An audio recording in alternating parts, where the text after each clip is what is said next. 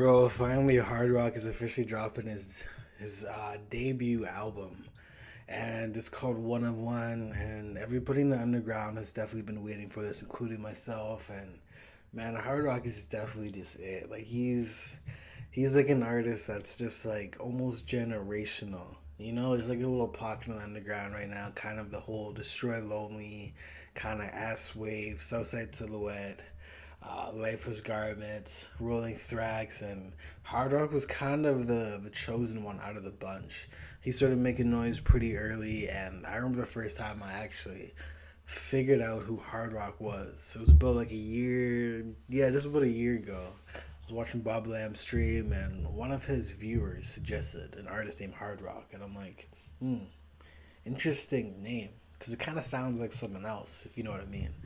And Bob Lamb started playing some of his music, and I'm like, yo, this is kind of fire, you know what I mean? So then I got into hard rock, and then I checked out his album called 808 Speaker Knockers, which is a very, very fire name, and it was a pretty good project. Like God's Hand was super fire. God's Hands was a track that Bob Lamb played on a stream. But I have to be honest, my favorite hard rock song of all time is called In the End.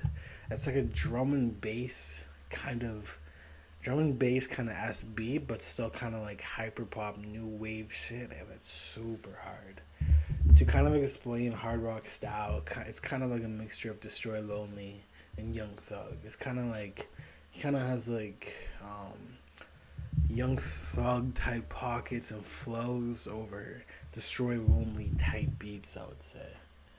Um, his most recent project, Slatty Road, was pretty good as well. But let's just go do Slimy Stuff. I checked out Slimy Stuff. It was pretty cool.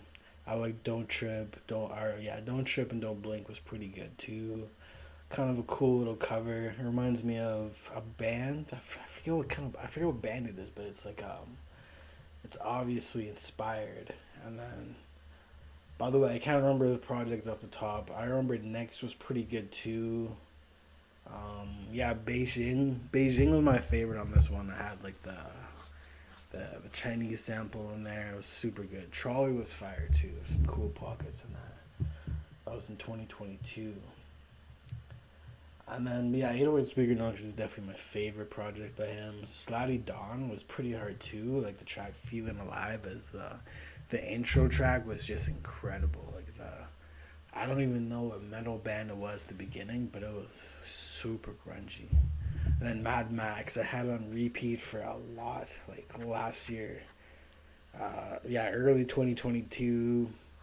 Then winter time, I had Mad Max and Feeling Alive in my gym playlist and a lot. The rest of the songs were kind of meh for me. It was alright. It's kind of a hit or miss for me. Like I do kind of like Southside Silhouette and Rolling Thrax a little bit better, but Hard Rock is definitely up there. He's sitting at 320,000 monthly listeners. Hardcore Drugs by him is pretty cool. Blah is pretty good. Got Hands, but his best song is In the End, and I think it deserves way more praise than it's getting. One thing I also want to mention is he was recently in the military.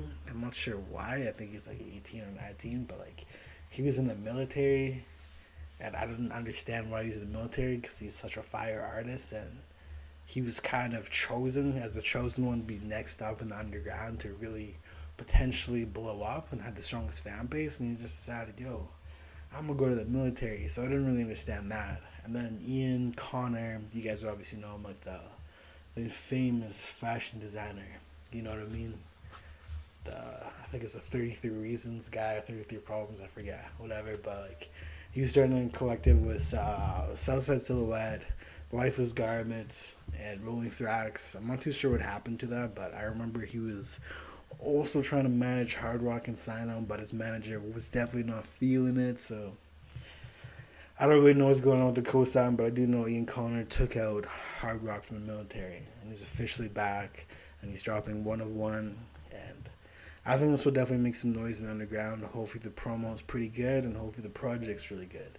And it's coming out this Friday, and yeah, I'll definitely be listening to it because the underground has been relatively quiet. Um, I don't know. I guess an underground artist that made some decent noise is obviously Jace, but he's kind of in purgatory where he's gonna be going to mainstream pretty soon. But yeah, there hasn't been really much. Life is Garments dropped some fire music. The song "Lean on Me" super good. But yeah, well, I guess we'll see how Hardrock does with this new project. Hopefully, it gets him close to 500,000 monthly listeners after this project. Give it like a month or two, get some momentum. Hopefully, get some fire videos on here, and I think he'll do pretty good reception wise. I think the biggest thing, he may get a lot of hate. I don't know. I wouldn't be surprised if he gets some hate. People are like, "Oh, he sounds like Destroy Lonely." So let's just check out this track list too. So the first track is called Poet. Second track is called Blah, already out. One of One, probably should be fire. Track 5 is Kick Doors. 6 is Darkness. Track 7 is Jansport featuring Sub Baby. Sub Baby's fire. Fire, man. So this has some potential.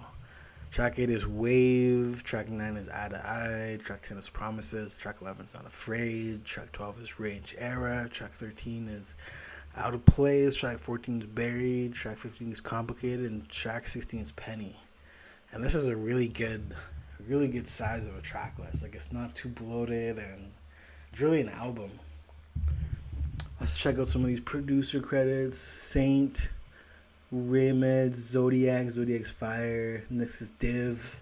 I don't know if you guys who know who Div is, but he was like a YouTube producer. Like when I was like freestyling with some of my friends and stuff like that, we'd always use Div type beats, and he always had kind of like the grungy samples back in 2018. So he's been in the game for like a long time, at least YouTube producer wise. And then Cody, Fire, Zine, Cali Beats, Zaymore, Morningstar. Oh, we got some Benny X. Benny X has just been probably like the underground producer of the year. Even got that Drake cosign. He helped. He just changed up his whole sound. We got Filthy, played with Cardi's producer. This project is probably gonna be fire. We got It's Too Easy. We got Name I Cannot Read, and we got Fire Crazy and Santo. So this is gonna be a cool project. I know it's gonna be super grungy. I just hope it's not too grungy, but I don't know. I think it's gonna be cool. It's gonna be cool. 16 tracks. I think his team should work on his mixing, kind of clearing up his voice a little bit inside the beat, but I think it could be a fire project. I'm super stoked and anticipated for it. It's coming out tomorrow, so let's see how that does. Yeah, let me know what you guys think.